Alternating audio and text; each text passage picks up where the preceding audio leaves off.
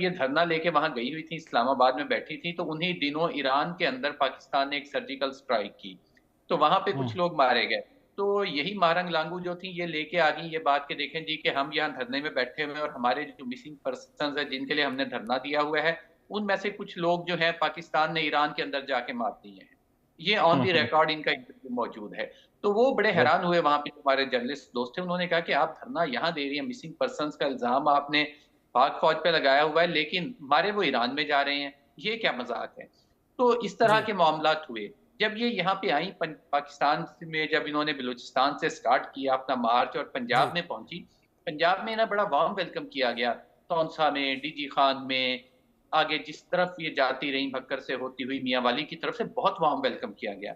लेकिन जी। वहां पे लोगों ने इनसे सवाल ये किया कि जो यहाँ से पंजाब से जो मजदूर वहां जा रहे हैं, लेबरर्स वहां जा रहे हैं, तो ये जो मुसल्ला अफराद हैं जो मुसल्ला जिद्दोजहद करें, ये उनको भी शिनाख्ती कार्ड चेक करके, आईडी कार्ड देख के, आइडेंटिटी कार्ड, तो उनको गोली मार देते हैं। तो आप इसकी मजम्मत करती हैं? तो इन्होंने मजम्मत करने से माजरत कर ली, उनका मैं नहीं करती, जिसकी वजह से इनके खिलाफ जो बाकी मोमेंटम बना हुआ था पूरे मुल्क के अंदर इनके जी। हक में, वो सारे लोग इनके खिलाफ हो गए। जी। अच्छा, अब जो ताज़ा तरीन सूरत हाल हुई, जब इन्होंने जाके वो लाशें लेने की कोशिश की, क्योंकि कहा तो इनके बारे में पहले ही जाता था कि ये जो मिलिटेंट विंग है, मिलिटेंट्स का जो पॉलिटिकल विंग है, ये उसकी सरबराही कर रही है, यानी उनका सॉफ्ट फेस लेके ये आगे आती है, जी। एक्चुअली ये उन्हीं का एक रूप है। तो जब ये लाशें लेने के लिए पहुंची, और ताज़ा तरीन वाकया हुआ था, और जी। वाकया भी ऐसा था कि जिसकी पूरी दुनिया की जानिब से मजम्मत की जा रही थी, जी। तो एक रद्द अमल आना फितरी था। उन्होंने लाशें नहीं दी, इन्होंने वहां पे हंगामा बपा किया, काफी जी। कोशिश की।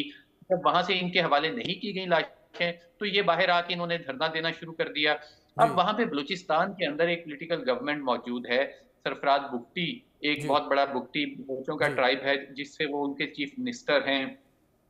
पुलिस मौजूद है वहां पे, पुलिस ने इन पे फिर एक्शन किया, जी। जिस पर एक्शन के नतीजे में इनको अरेस्ट भी किया गया।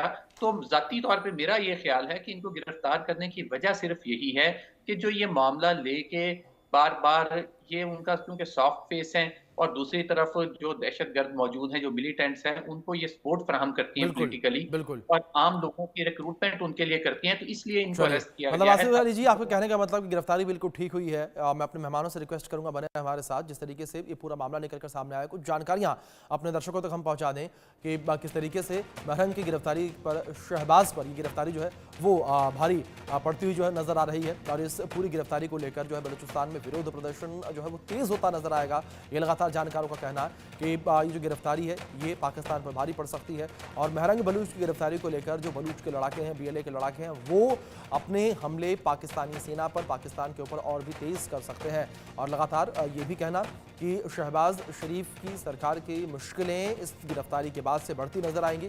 जिस तरीके से पूरा पैनल हमारे साथ जुड़ा हुआ है, इस विषय पर लगातार चर्चा भी कर रहा है कि ये गिरफ्तारी जो है वो क्या असर पाकिस्तान बलूचिस्तान पर डालती नजर आएगी, क्या हालात पैदा करती हुई बलूचिस्तान और पाकिस्तान में ये नजर आएगी। मेहमान हमारे साथ लगातार बने हुए हैं, और मैं एक बार फिर से नवीद शेख जी का रुख करूंगा।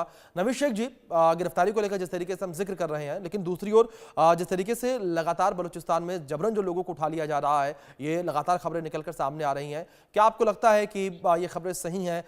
सही में लोगों को जबरन उठाया जा रहा है? और कुछ आंकड़े जिस तरीके से निकलकर सामने आए थे बलूचिस्तान से, उन आंकड़ों में कहा गया कि 2004 से अब तक, यानी कि करीब करीब 20 साल में 30,000 लोगों को पाकिस्तानी आर्मी उठा के लेके चली गई, जिसमें से केवल 7,000 मामले रिपोर्ट किए गए।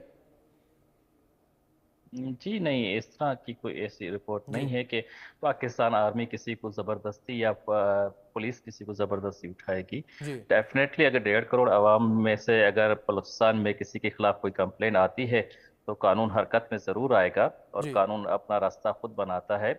और अगर कोई ऐसी बात हुई भी है तो कानूनी तौर पे हुई होगी, गैर कानूनी तौर पे नहीं होगी। बहुत से जो हमारे मिसिंग पर्सनस हैं वो।